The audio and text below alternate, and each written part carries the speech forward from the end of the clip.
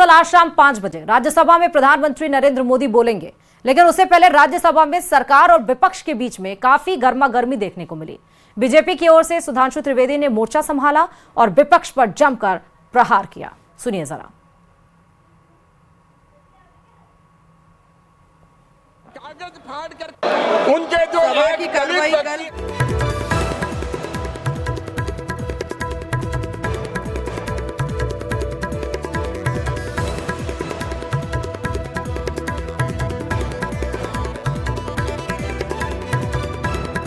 तरफ से पूरा सम्मान किया जाता है।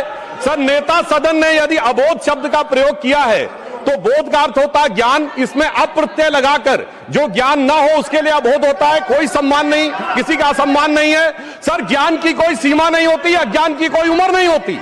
और अबोध होने का प्रमाण यह, जिसे यह ना पता हो कि फ्लोर ऑफ द हाउस के ऊपर सब्सटेंशियल एविडेंस मीडिया रिपोर्ट नहीं होती है, वो अबोध है। सर, जिसे यह ना पता हो कि सेना अध्यक्ष और प्रधानमंत्री रक्षा मंत्री के बीच का कम्युनिकेशन ऑफिशियल सीक्रेट एक्ट में आता है, वो पब्लिक डोमेन में नहीं हो सकता, वो अबोध है।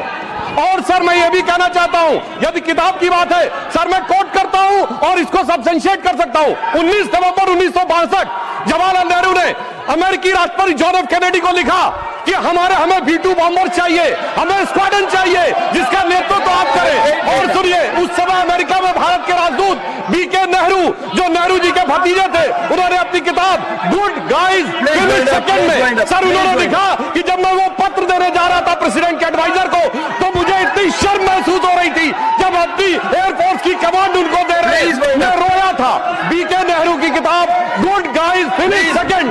तो सर, ज्ञान और अज्ञान दोनों को समझ में रखकर तब देश के बारे में विचार करना चाहिए। और चलिए अब बात करेंगे बाड़मेर से आई बड़ी खबर की। जी हां, खेजड़ी बचाओ आंदोलन को लेकर बाड़मेर से ये समर्थन भी मिला है। आमरण अनशन के पक्ष में ADM को ज्ञापन सौंपा गया है। खेजड़ी पेड़ को बचाने के लिए कानून बनाने की मांग की जा रही है।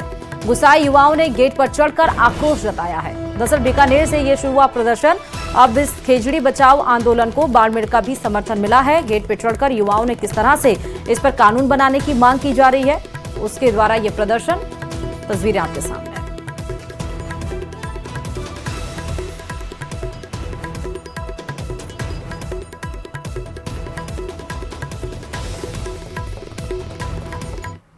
माध्यमिक शिक्षा बोर्ड की 10वीं और 12वीं कक्षा की परीक्षाओं को लेकर तैयारियां अंतिम चरण में हैं।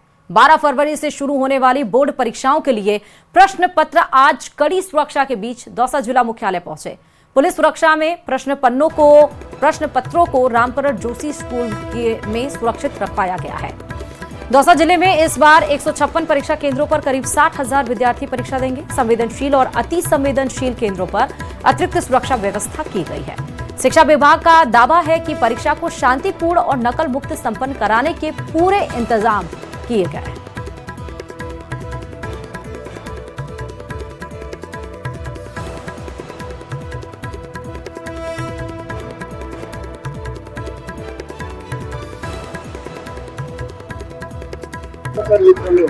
कल दिनांक 4 फरवरी को माध्यमिक शिक्षा बोर्ड राजस्थान अजमेर द्वारा पेपर प्राप्त हुए थे, जिसको श्रीमान जिला कलेक्टर महोदय परीक्षा संचालन समिति के निर्देशन में स्ट्रांग रूम में रखवाया गया, सील किया गया।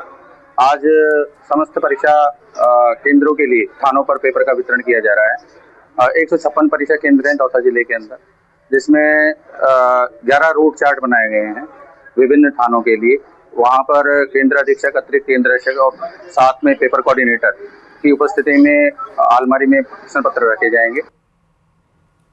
और चलिए नागौर से इस वक्त की बड़ी खबर आपको देंगे, जहां 10,000 किलो विस्फोटक मिलने का पूरा मामला सामने आया है। मुख्य आरोपी सुलेमान का मकान ध्वस्त किया गया है। सुलेमान के घर पर बुलडोजर चलाने की तैयारी है। फिलहाल जेल में बंद है सुलेमान और उसके साथ साथ 4 लोग और भी आरोपी जो है वो जेल में बंद है। 10,000 किलो विस्फोटक का ये पूरा मसला सामने आया था, जहां पर अब जेसीबी के द्वारा एक्शन देखने को मिलेगा। मकान ध्वस्त की कार्रवाई की जाएगी, बुलडोजर चलाने की तैयारी की गई है।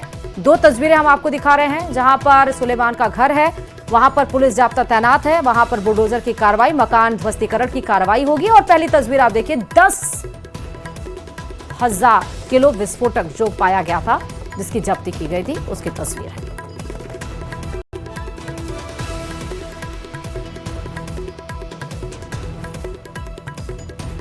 तो ये हम आपको तस्वीर, आप देखिए फुल स्क्रीन पर ये तस्वीर है। 10,000 किलो विस्फोटक मिलने का ये पूरा मामला सामने आया। न सिर्फ गिरफ्तारी हुई बल्कि 4 लोगों की गिरफ्तारी और हुई सुलेमान के साथ साथ। अब मकान को ध्वस्त किया जाएगा, यानी कोई भी इस तरह के अगर अपराधों में लिप्त है तो उसे बख्शा तो कतई नहीं जाएगा। जेल तो होगी, जो सजा उसको मिलेगी वो तो मिलेगी, लेकिन अपने घर जमीन से भी वो हाथ धो बैठेगा, जिसकी बानगी इस समय आपको नजर आ रही है। नागौर से ये हम आपको मामला बता रहे हैं। विस्फोटक मिलने के बाद जो ताबड़तोड़ एक्शंस लिए जा रहे हैं उसकी तस्वीरें आपके सामने हैं। अब आप सोचिए 10,000 किलो विस्फोटक, किस इंटेंशन के साथ इसने इस विस्फोटक को जमा किया होगा, कहां से जमा किया होगा, नेटवर्क में कौन इसका लीड है, कौन हेड है, कौन मास्टर है, इन सब के बारे में गहनता से पूछताछ यहां पर की जानी है।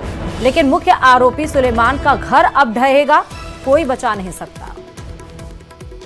ज्यादा जानकारी के साथ संवाददाता प्रकाश इस खबर पर जुड़े हुए हैं। प्रकाश, क्या एक्शन? जी, बताना चाहूंगा कि आज नागौर पुलिस अधीक्षक मुर्दुल कछावा ने जानकारी देते हुए बताया कि जो विस्फोटक मामले में मुख्य आरोपी सुलेमान खान है, जिसका आरसोर के अंदर एक सरकारी जमीन पर बने फार्म हाउस पर अब बुलडोजर चलाया जाएगा, जिसके लिए बाकायदा राजस्व विभाग से सूचना मांग ली गई है। और जैसे ही उन्होंने कहा पुष्टि होगी तो इस अवैध निर्माण को ध्वस्त करने के लिए बुलडोजर चलाया जाएगा। जी, तो क्या उसके साथ साथ 4 लोगों की गिरफ्तारी और हुई है? उनके घरों पे भी बुलडोजर चलेगा या फिर सुलेमान के ही?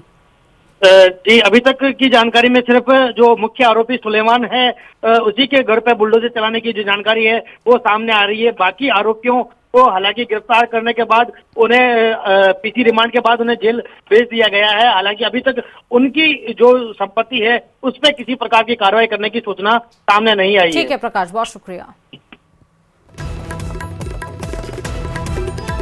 और चलिए, दौसा से कांग्रेस विधायक डीसी बैरवा और एक महिला अधिकारी के बीच हुई बहस का एक ऑडियो अब तेजी से वायरल हो रहा है। हालांकि इस ऑडियो की पुष्टि न्यूज़ 18 राजस्थान नहीं करता, लेकिन वो ऑडियो हम आपको जरूर सुनाएंगे जहां एक और महिला अधिकारी हैं तो एक और विधायक डीसी बैरवा एक दूसरे पर क्या आरोप लगा रहे हैं, सुनिए जरा।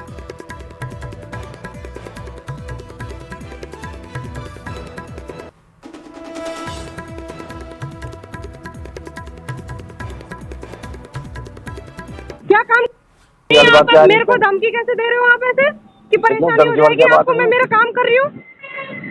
क्या काम कर रहे हो? क्या काम कर रही हूँ? यूआईटी में जमीन आ रही है, उसको बिना उसके कन्वर्जन कराए प्लॉटिंग कर रहे हैं, तो मैं मेरा काम नहीं करूंगी? ये तो पहले से ही है, आज थोड़ी हुई है। यूआईटी कब आई है? अब नहीं है, आप पता कर लीजिए। आप इतने बड़े सम्मानीय पद पे है ना, तो आप पता कर लीजिए। आप धमकी दोगे क्या सरकारी कर्मचारी को? मेरी बात सुनो मैडम, मेरी बात सुनो। एक तो तेज मत बोलो, मेरी बात नहीं, आप धमकी दोगे कि आप कैसे बोले? दिक्कत हो जाएगी मुझे, ये बताओ। नहीं दे रहा, बिल्कुल आपने धमकी दी है। मैं धमकी नहीं दे रहा, मैं ऐसे कह रहा हूँ गरीब आदमियों को परेशान मत करो। नहीं, आपका ये शब्द नहीं था, आपने कहा दिक्कत हो जाएगी। मैं कह रहा हूँ मैं नौकरी नहीं करूँ? गरीब आदमियों को परेशान मत करो। क्या ये बताओ, मेरी नौकरी नहीं करूँ मैं? नौकरी करो, मेरी बात बिल्कुल। तो ऐसे थोड़ी, ये थोड़ी चलेगा कि पद की गरिमा को रखते हैं। नहीं, मैं मेरे नियम अनुसार काम कर रही हूँ और उसमें किसी को दिक्कत होती है तो आराम से ट्रांसफर करवाए, कोई दिक्कत नहीं है। आपका हाथ में काम है ट्रांसफर कराने का, बिल्कुल आप उसी चीज की धमकी दे रहे हैं। बिल्कुल करवाइए मेरा ट्रांसफर, कोई दिक्कत नहीं है मुझे। बात नहीं आई, ट्रांसफर की बात क्यों कर रहे हो आप? इस चीज की बात है तो मैं मेरी नौकरी करने आई हूँ, आप मेरे को धमकी दे रहे हो? ये तो बिल्कुल गलत बात है। क्या कौन सा गरीब आदमी है स्कीम काटने वाला? मुझे नाम बताइए, कौन सा गरीब आदमी है जिसको मैं परेशान कर रही हूँ? मकान बनाने वाले की बात कर रहा हूँ मैं, स्कीम काटने वाले की बात नहीं कर रहा। मैं स्कीम की बात कर रही हूँ, मकान बनाने वाले से तो मैं आ ही गई। मैं 173/1 में हूँ जिसमें नाम आ रहा है कि आपने स्कीम काटी है। कौन सी? मैंने काटी है ना स्कीम। ये यहाँ पे लोग बोल रहे हैं कि 173/1 जो खसरा नंबर है उसमें डीसीजी ने स्कीम काटी है। आपने काटी है क्या, मैं पूछ रही हूँ? मेरे मिलने वाला ने काटी है। सुनो मेरी बात है, ये स्कीम पहले कट गई 1 साल पहले। स्कीम आपके मिलने वाला है तो आपकी तो इतनी जानकारी है, आप यूआईटी में कन्वर्ट करा के कटवा लो। हाँ, ऐसे बोलो आप, ऐसे बोलो। आपने मकान यूआईटी में बिल्कुल मकान तो नहीं बनने दूंगी, नहीं बनने दूंगी, बिल्कुल नहीं बनने दूंगी डीसीजी, बिल्कुल मकान नहीं बनने दूंगी। आप बिल्कुल कन्वर्जन करवाइए और उसके बाद में इसमें मकान क्या महल बनाओ। कोई समस्या नहीं है। ठीक है, ठीक। खबरों में आगे